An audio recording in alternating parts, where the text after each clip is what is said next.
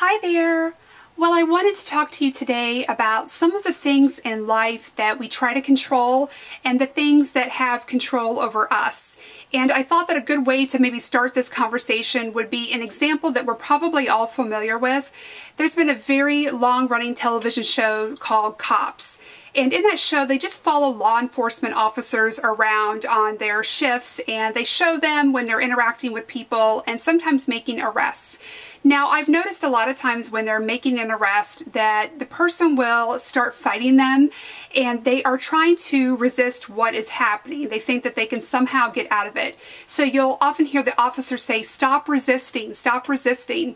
And what is happening is that person has not yet come to terms with the fact that what is happening is beyond their control. They are going to jail, and they need to let it unfold and just control what they can and go along with the program. There are a lot of things in life that are definitely within our control, but there's probably just as many that are beyond our control. And really knowing the difference is very, very key. And some examples of things that are within our control would be, like, for me, donuts. I love donuts, but I know that if I eat too many of them, I'm going to get a tummy ache. So that is something that is definitely within my control. I can control how many I eat.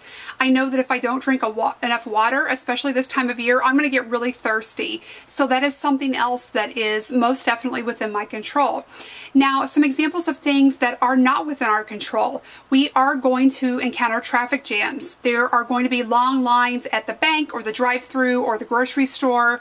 Our planes are going to be late. Things are going to be delayed. Stores are going to be out of stock of items. Those things just happen, and they are beyond our control. And there is no point worrying about those things until they happen, and know that they may never happen. I have certainly found that over the years, most of the things that I have worried about have never happened. One really good example that I want to share with you is here in Florida, we are prone to hurricanes. So on June 1st, we move into hurricane season, and there becomes a really heightened hyper awareness of the storms this time of year. So all of the weather stations will start featuring their tropical updates, every newscast. The stores will start featuring all of their hurricane preparedness items, and it just becomes a big topic of conversation and something that you just really can't get away from this time of year.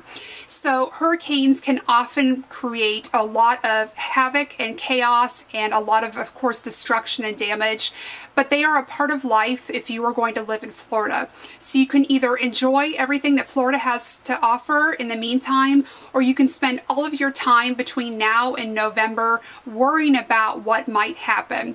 And also you need to know that if you live in Florida, especially long enough, it is going to happen at some point. But all you can do is be prepared and cope with it the best that you can, and know that it is beyond your control. So when I find myself in a circumstance that I know is beyond my control, the phrase "stop resisting" is just a really quick and simple way that I can remind myself to enjoy the now, enjoy the present, be in the moment, and not let myself worry about things that I cannot control or that may happen, and I will deal with them once I get there. You can't let that barrier of worry and dread and resistance prevent you and keep you from what you could be enjoying now. So I thank you so much for watching, and I hope to see you very soon. Bye-bye.